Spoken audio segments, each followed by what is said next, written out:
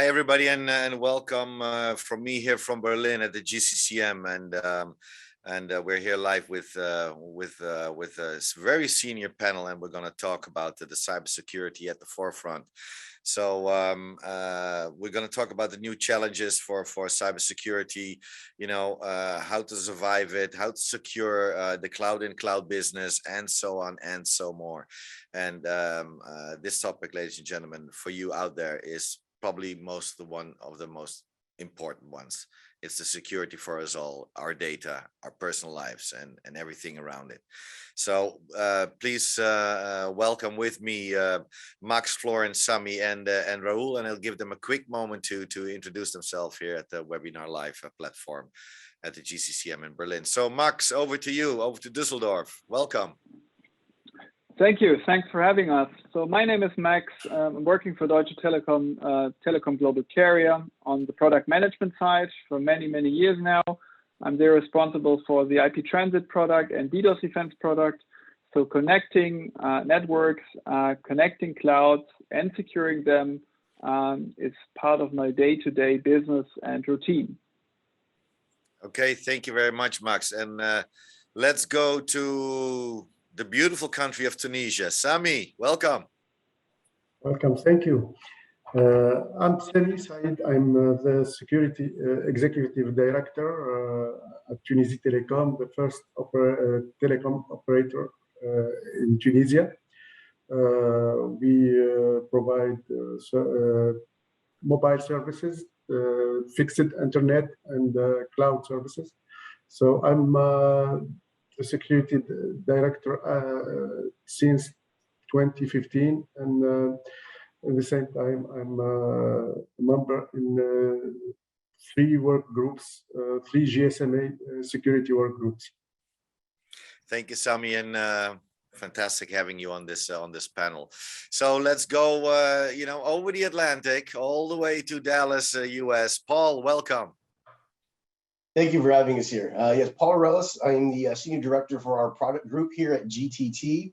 What we do is we operate a global Tier 1 internet network that also includes cloud networking and, of course, managed solutions, primarily managed security, SASE, and SD-WAN. Okay, thank you. Good having you. And last but not least, in the Netherlands, in a beautiful smaller city, which is called The Hague, but it's the governmental city of the Netherlands. Florin, welcome. Hello, everyone. Thank you for having me. I join you today as the head of security of iBasis. I work in the product development. And for who doesn't know iBasis, we are one of the largest carriers in the world, right? I think we are ranked number 3 for data, voice, signaling solutions. So it's a pleasure for me to be here with you today and discuss about security. Thank you very much, Florin, and again, and also for you, Max, both winners of the Global Care Community Award yesterday evening. So congratulations on that one, and honored having 2 of those award-winning companies here on the panel. So guys, let's go immediately in it, and maybe Paul, if I may start with you. I mean, can you give us a glance of the current cybersecurity landscape? I mean, who and what are the key drivers, and what are the latest developments and challenges in cybersecurity land? I mean, really, there's so much going on. It's hard to really talk about. But I mean, what really we're most familiar with right now is a lot of the stories coming out from ransomware, right? Zero-day exploits hitting our network all the time. We see a lot of tools for sale also on the darknet. And of course, with as a service, we now have one of these gangs out there like DarkSide. Those are the folks responsible for the Colonial Pipeline attack earlier this year. They operate as a ransomware as a service. Which is crazy, right? These folks go out there, sell their tools or lease their tools, and then take a cut from other groups.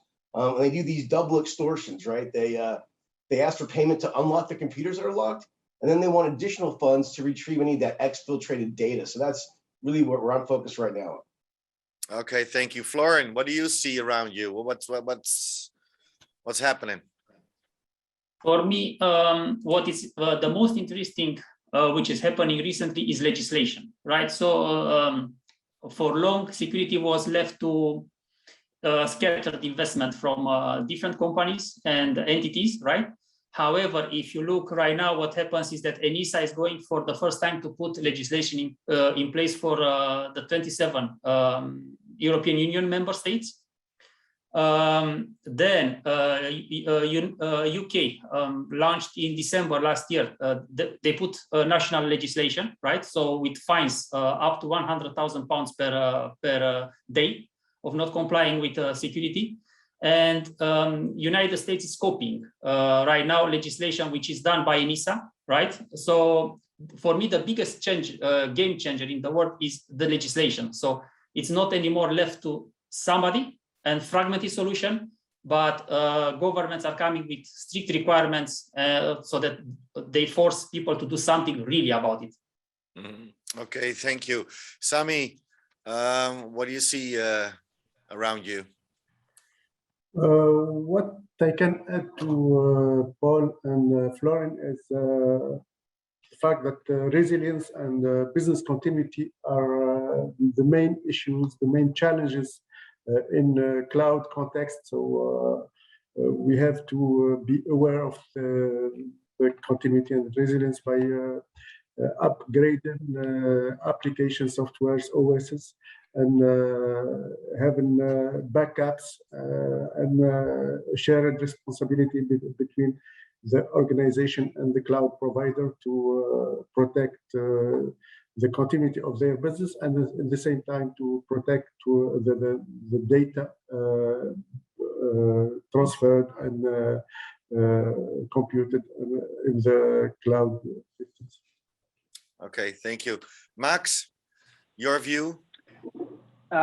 Well, we see as well a lot of ransom attacks on different sides. So we see encryption attacks where people's computers are encrypted, as Paul just mentioned, but we also see ransom on the DDoS side, so that customers are blackmailed. Either you pay or you get another DDoS attack, because what these guys doing these days, they send smaller proof of concept attacks that many customers and their providers often struggle with, to prove that they have the tools and the power to take networks down.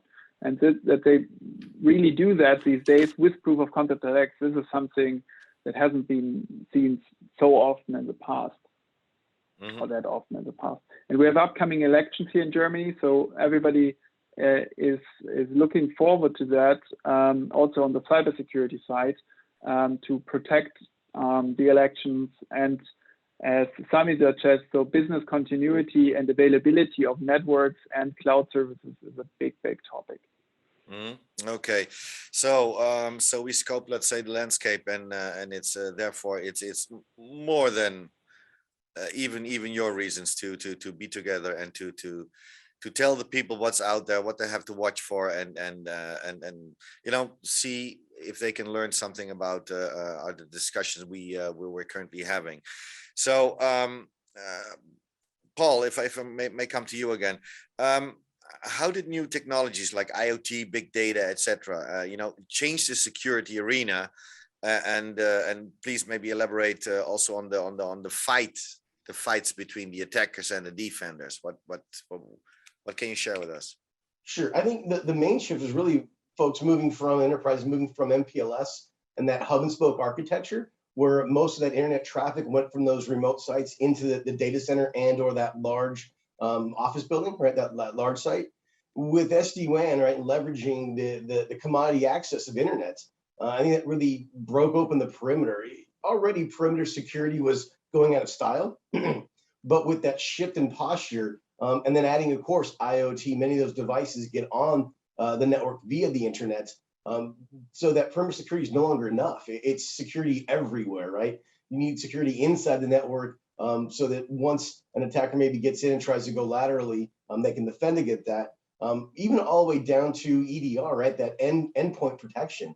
Our phones themselves, in fact, my company, we actually have a separate secure partition on your phone to be able to access the corporate assets that don't touch your private partition on your phone at all. You can't share any files between those two resources. And very similarly, we'll start to see a shift towards that zero trust, and maybe talk about that later for the future of not trusting any of the assets to be able to use anything unless they're explicitly allowed to use that asset and access that resource. Thank you. Sami? Maybe we can talk about the ransomware. Actually, the activists are organizing themselves to dedicate proper attack to a specific organization, and they can work for months and months to prepare the attack, and after that they be intruding the systems and given the specific effect to the ransomware. So I think the new generation of attacks are not automated attacks, but they are dedicated specific attacks to the specific organization. So maybe with the EDRs or with the solution existing actually in the market, we cannot detect and manage this kind of attacks. So maybe we have to be aware of this kind of attacks, and we get a new behavior in front of this kind of attacks, and manage the security differently by analyzing the attacker's behavior and the user's behavior inside the organization. Okay, Florin, do you think that the new technologies changed a little bit the security arena? Yes, and by a lot. We have, I think, in my opinion, two major developments right now what are happening. 5G is coming with a lot new use cases which can be life impacting, right? So you will have self-driving car, all kind of new technology, new, let's say, use cases that we don't have them today for real, right? So 5G is coming, and it's adding a new layer of attack, right? So you have now an increased attack surface, right? That people can go after, right?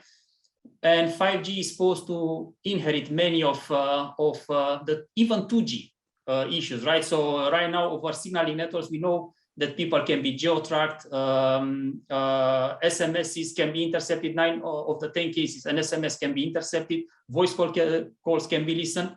So 5G will get a part of it with it as well, plus the new use cases. And then is the IoT, right? We have millions and millions, billions of devices, which most of the manufacturers don't even know what they put into them, right? So they are low cost. These devices are made by hundreds of thousands of components. There is nobody that has a bill of material really that knows what is in such a device. And all these devices are put in the networks, right? And it's creating a huge botnet. It's a very, if you heard recently, it was the TrueTech Kalai attack, right? Which one single attack could take over 80 million of these devices, right? And then you can exploit it. So these are the two things. And you had a very good question in the beginning about the fight between attackers and defenders, right? And in my opinion, for this, an attacker has always the upper hand. The newest technology, it's there, they use it, right? So there is no manager to tell to the people, don't use it. Take it, use it, right? Spend the time with it. And the technology and the time, right? There is time, they can prepare a lot in advance, right? And then go after, attack you, right? While the defenders, they will have whatever they have to defend under huge pressure, right? When something is happening. So these are, in my opinion, the big changes. So the technology is used primarily by the attackers. The one defending, they have sometimes limited budgets, pressure time. So technology and time, it's what I see that is happening. So actually what you're saying, Florin, is that the new technologies, they can help us and the operators and whoever, wants to secure whatever is helping us in this one. On the other hand, the attackers are using these new technologies to make sure that they can attack us. That's actually what you're saying. Yes. Yes. Exactly. Max, from your, how do you see that the new technologies are changing the landscape, or helping it, or not helping it, or how do you see it? Yeah, I think there are two sides of the coin. Yeah. So as you just said, new technology is always a chance, but it's also a challenge. Yeah. So whenever you have a new technology, it can be used for brilliant purposes, in goodwill, but it can also be used as a tool for an attacker to compromise or to take other people's networks down. And with the trend of having more devices connected to the internet, and not only temporarily connected to the internet, we have every device literally today connected all the time to the internet. Our router at home is always on. Yeah? You don't shut it off during the night. Yeah? Our phones are on all the time. They are connected to the network. And with any kind of device that is out there, so I don't know, parking machines, sensors, and all these IoT devices, they're connected 24/7. They are a potential target to be hijacked by any kind of hacker and then misused for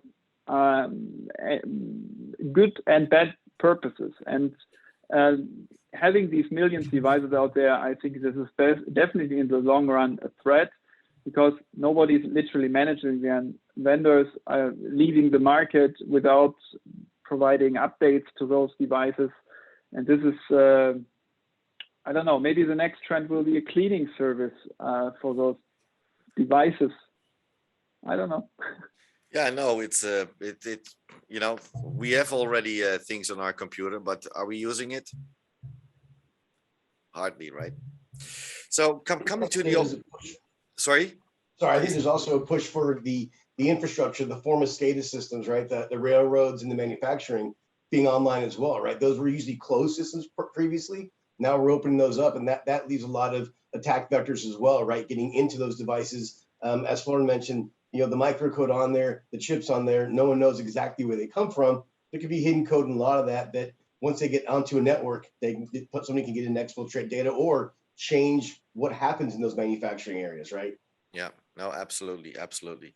So, gentlemen, coming to the operator level, to the operator level, how do they defend themselves and their infrastructure and services? I mean, the challenges. How can they help how can they help each other actually? So, what do we see, Max? Well, I see a lot of initiative that is collaborating with other partners, even though it might be a little difficult these days because it's still harder to travel and to meet up. But operators since ever are collaborating in various working groups and initiatives. And when one operator sees a threat, they are mostly sharing it with others. And there are also, let's say, indirect ways of sharing it. Many of us use similar technology from similar vendors to defend ourselves against certain attacks.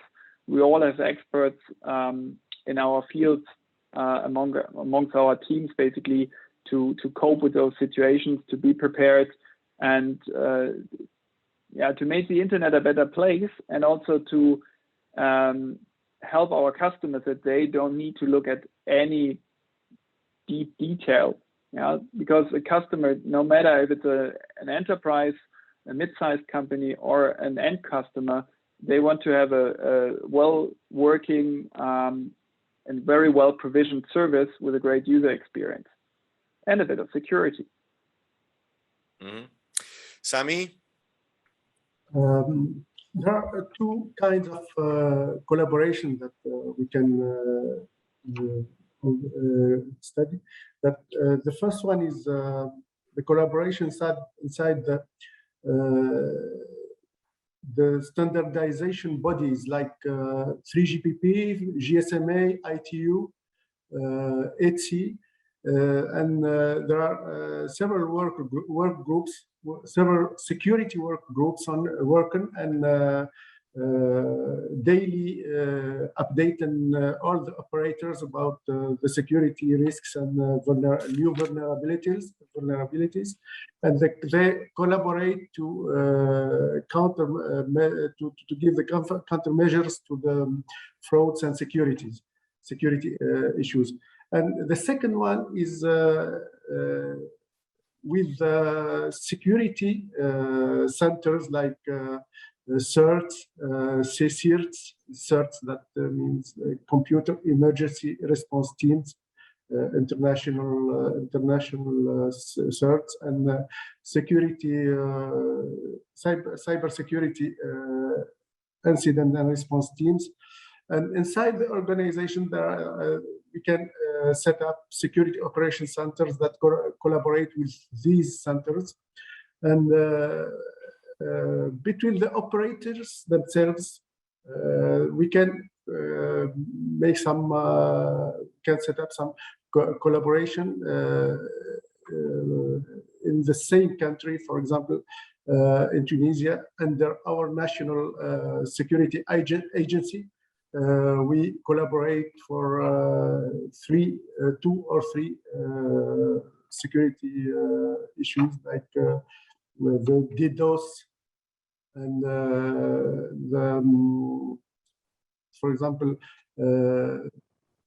some new issues like ransomwares, the new ransomwares.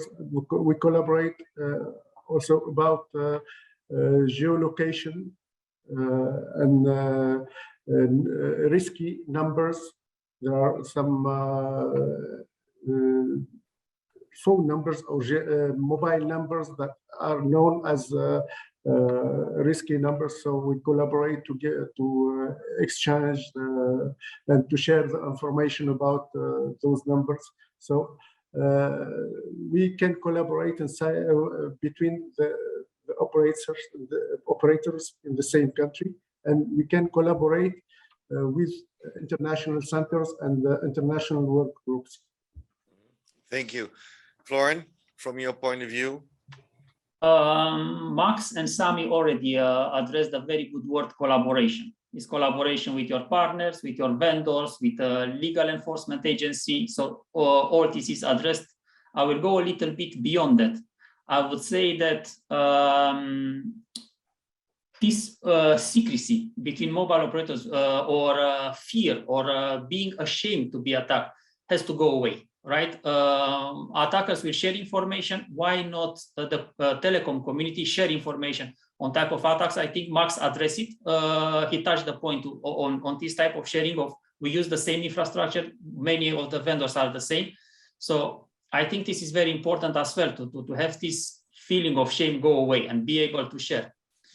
And in addition, to work with a government agency like ENISA, for example, which to have network diversification, right? So in 5G, you will not be able to have one single core vendor. ENISA will ask, you have two, because especially with the rise of 5G, and we were addressing the point of new critical infrastructure supported over 5G, the telecom, it was already part of the national security, but even more important, the telecom networks are becoming part of the national security, and they are the gateways towards accessing universities, top corporations, right, where you can do espionage, you can do lots of things. So by protecting the networks, I think a telecom network will protect their own really country and community.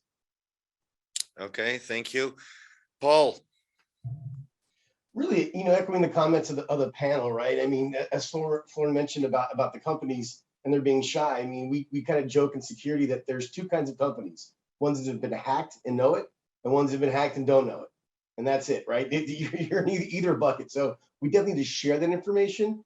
Coming from a tier 1 internet provider, what we do on some of the security side that may be a little different than others is we leverage, of course, RPKI, the resource public key infrastructure. So we can certify that we have authority over those routes as a tier 1 that originate from our resources. That's definitely been a challenge in the past of folks taking charge of parts of the internet due to botnet activity and the such. I still think we need more working with bodies, as Sami mentioned, of standards. I'm a big proponent also of the Metro Ethernet Forum and some of their security interoperability, because that's where I think it's a challenge. As Max mentioned, we can collaborate and work together, but if those tools don't speak the same language or have a common API interface to be able to transfer that data or help secure them from both sides, it definitely makes it a lot more challenging. Okay, because it's always mentioned, and especially between the operators, is no, we're trying to share more, we're trying to work together more, we try to partner up, but isn't it still always a bit too slow? I mean, isn't it as well that we say, I mean, Florian, you were mentioning shame. But shame is not blame. It is like getting over it and say, listen, guys, if I don't protect myself, or if I protect myself, everything is fine. I think, at least for another 2 seconds, but then you never know. But it's also your interest to make sure that your peers are actually secured as well. Correct? That's what we need to do. I mean, don't we need to speed up? Is our target time to market not too slow? I agree. I don't want to rub it in, but awareness is so important. I agree with you. And what I would like to add then here is, look, we feel safe at home, right? We close the door and we feel safe, right? But we are dependent on the other, is the society, right? If only myself I'm secure and the rest not, I'm still in deep troubles. Oh, absolutely. Max, anything to add? Yeah, I think it's a big topic that we need to speak up in many ways. So let's say it's always a path, that you need to walk through. First, before you can automate things, basically, you need to agree on certain things. And when you have those topics on the table with internally and externally, they say always, can you optimize it? Can you automate it? Yes, you can, but you need to make sure that you're first on the same page and agree that you block traffic from a certain source proactively or not. And then all these discussions starting. And you see it like topics with what Paul just mentioned with RPTI, which is a tool against BGP hijacking, which is a problem for many years. It's written in every book on the internet. There are stories that one carrier hijacked, or one network, let's say, hijacked routes of another, for whatever reason, accidentally or on purpose, and it's definitely a hot topic, and thanks for raising it, that we need as an industry to speed up in those fields, definitely, yes. Mm-hmm. Sami?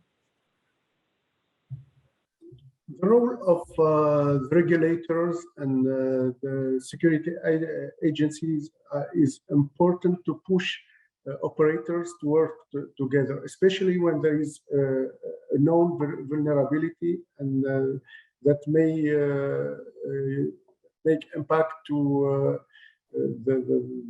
the other operators. So I think in our, for example, in our policy, in our with our national security agency, if there is a risk coming from one operator and can impact the other, the risky operator may be quarantined for 40 days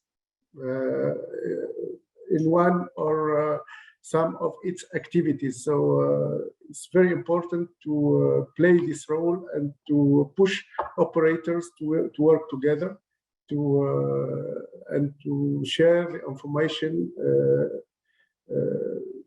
We encounter some difficulties with the other operators when working on DDoS attacks, when working on collaborating on DDoS attacks, but at the end we found a compromise and we work actually together, and it's under the coordination of our national security agency. So the regulator, the government, and the security agencies should play their role to make this collaboration happen. because it is, and it's a very good point, Sami, and thank for that, that actually the regulators plays a role in here as well as the government. But isn't it true, guys, that we can point our finger again to, yeah, but you know, because they, I mean, I know that, of course, when the regulator finally says, and the government's, okay, guys, now this is what we need to do, and that's it, then we all will implement it a bit faster. And then we're going to complain, but do we have the budgets? We need to allocate that. It's these kind of things and these processes which we should be, if we say, let's wait a little bit more, we do our thingy, we try to work together, and we do it as best as we can. We do our best effort. That's what we all see in contracts, best efforts, but it's not enough. But at least can we be ready that when we get a bigger push from governments and from regulators all around the world, because in the EU and in Europe, two different things, you know, US, Africa, around Asia, completely different. So Middle East, very, very difficult. So especially as well on the data protection side. So Paul, how can we tackle those challenges? It's not easy, right? So, I mean, we talk about how I think the legislation can help, but I still go back to standards. Legislation to me always trails. It's not leading, right? Governments take a long time. It takes a lot, to your point, to negotiate. And if it's an international treaty, even longer, right? And then the compromises that are made within that treaty can really hamper what the result is. So I'm not against government at all regulation, but I do definitely think, you know, going back to Sammy, when we talked about before, that standards bodies, those standards that help, you know, built Ethernet and the security solutions we have today need to continue, and us as operators, right, have to embrace those at a faster pace.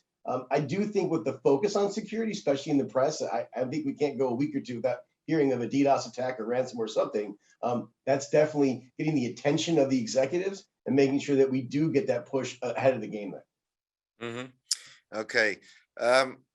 Florin, as a last point on, let's say, partnerships and working together, helping each other, having mutual responsibility, because that's actually what we're talking about here. Florin, what do you think that next to improving what you just mentioned, but what do you think that we will come up with, let's say, in the coming, let's say, 2 to 5 years? What do you see it will look like, or what is really needed? In my opinion, people look for solutions, right? Right now, what I see is that scattered. There are good investments made here and there, but a complete solution needs to be built, right, for the market. So in my opinion, the most important, if I look to what is needed, it's a very good monitoring system of attacks, right? You need to identify what's going on in order to be able to take actions, to mitigate.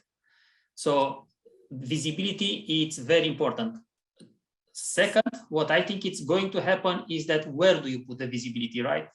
Do you put in your network, or do you put it a little bit further away, right?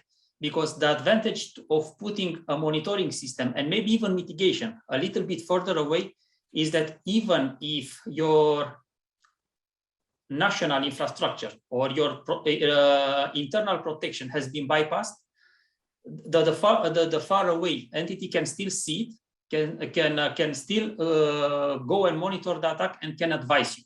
So I think the development of monitoring softwares, of really good monitoring softwares, I think will increase. Secondly, I think the shame culture will slowly but surely disappear. It has to go, and I think it will go, right? And then at that moment, people will, you know, I read a very interesting code, like hackers are not criminals. There are people that are doing different things, right? So I think at that moment, people will like more penetration testing, but good people to try, after you monitor, you do mitigation, you will have more testing being done, right? And I think then it will complete the 360 degrees, what I call the solution. You see it, you protect it, then you test it. And I think this is going to happen. We will have this type of solution going forward. Okay, Max? Yeah, I think going beyond the own network and looking on the customer side in your own network and wherever you can with an open eye and sensors and whatever will definitely help to detect attacks as soon as possible. Okay, Paul? Yeah, I mean, what's been said here is as well, right? Is that 360 protection, as we've been talking about, right? Being able to extend the resources to be able to detect the actual attack itself and the vector, as Lord mentioned, and then be able to respond and mitigate that. Even things like such as MDR can help, right? We know these security devices churn out 100,000 or so alerts per day per device. Many companies don't, even if they have the SIM service to collect that, don't do a lot with that data, right? They don't even have the experts, or they can't find the experts. I know it's pretty bad in Europe, but there was a stat here in the US a few months ago, that said that we're missing about 498,000 jobs that are open today for security in the US that can't be filled. Oh. That's huge. It's just going to get worse for now. So I think that's a challenge too, is that we're drowning in data and we need more, not only sophisticated tools, AI, machine learning algorithms to help filter that, but you still need that human factor, somebody that really understands the attack vector to be able to zero in and mitigate that threat. Mm-hmm. Thank you. Sami? As Paul said, awareness and educating people is very important.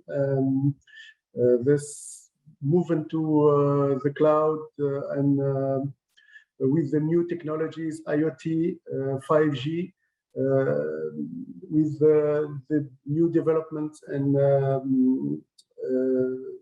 Facebook and social media, we have to educate people to use internet, educate workers and the organization to focus on awareness, and at the same time develop new tools, new technologies to counter what we say the red teams, the attackers, and why not to develop red team skills in the organizations to face the new vulnerabilities and to the new risks. Okay, thank you. So, gentlemen, quick round. Crystal ball, scoping the future. Paul, what can we expect? What do we need to expect? I mean, you can always, give it a little bit of that twist. But what do you foresee, and or what are you hoping for in the near future? Sure. I mean, on the enterprise side, that's what I deal with the most, right? We see a lot of interest now in SASE, right? A horrible name, but a great acronym, right? The Secure Access Service Edge that encompasses, of course, SD-WAN, things like CASB, right? Your Zero Trust Network Access, those components, firewalls as service, secure remote access. It's imperative that those get better and better. I keep going back to Zero Trust. I would like to hear the other panel folks as well, but I think that is super important. And being able to apply policies to individuals, we say that your identity now becomes your security, right? Who you are, how you authenticate. I do like things like initial how two-factor authentication worked. I think the problem is with SMS hijacking, right? SIM hijacking, and that it's no longer the great play. You have to work into things like physical key assets or even authentication applications that reside on the phone in a protected environment. Mm-hmm. Okay, thank you. Sami? With the development in, sorry, can you hear me? Yes, we can hear you, Sami. Thank you. With the increase in throughput and bandwidth, we can expect that we sacrifice security for this increase in bandwidth. So we have to maybe focus on developing new tools to face these vulnerabilities that may appear. Okay, thank you. Florin, your future scope. You know, as the number of attacks and the sophistication will increase, so will increase the defense, right? So what I think is going to happen is that we will have a lot more investments done in protection, right? Even I think I read 1 week ago that Microsoft is going to invest about 20 billion in security, right? So you see it coming, and then it triggers an avalanche of other investments. So I think investment will come as well. One thing that I think 5G will bring, it's a diversification of security, right? Some verticals will need really better security than other part, and some will be left behind, right? So I think that's a development we will see as well. And as we mentioned, legislation will be put in place, and a lot of compliance this will trigger a lot of compliance, and then also will trigger investments again. So investment will increase, and it will get better. And for sure, Microsoft, with this 20 billion investment plan, they see a huge business model in there. So yes. So let's go on the train and see what those guys are doing, because opportunities are around the corner. Max, some famous last words from your side. Well, I think it's important to build in security in whatever you do. Yeah. So build it inherently in your network. Yeah. Make your application safe against certain attacks. Yeah. Then you don't have to need a need for a web, or at least a less of a need for a web. Yeah. And what I'm really looking forward to, when you have the discussion on SD-WAN for many years now it's moving on. It's getting very seriously there, but the discussion is moving from SD-WAN to SASE, which is security. So we have security and networking here together on, let's say, one table, on one stack. And this is what is driving me forward also, to see, hey, we're getting things done and we're moving forward here, and security is an inherent feature and not just an add-on. Okay, thank you very much. And with these last words from Max and Florin, Sami, and Paul, I would like to close this round, gentlemen. First of all, I would like to thank you big time, Paul from GTT, Sami from Tunisia Telecom, Florin from iBasis, and Max from Deutsche Telekom Global Carrier. Gentlemen, thank you very much for sharing your knowledge, being with us, and again sharing your knowledge with the audience here and out there. So honored having you. Thank you. Thank you.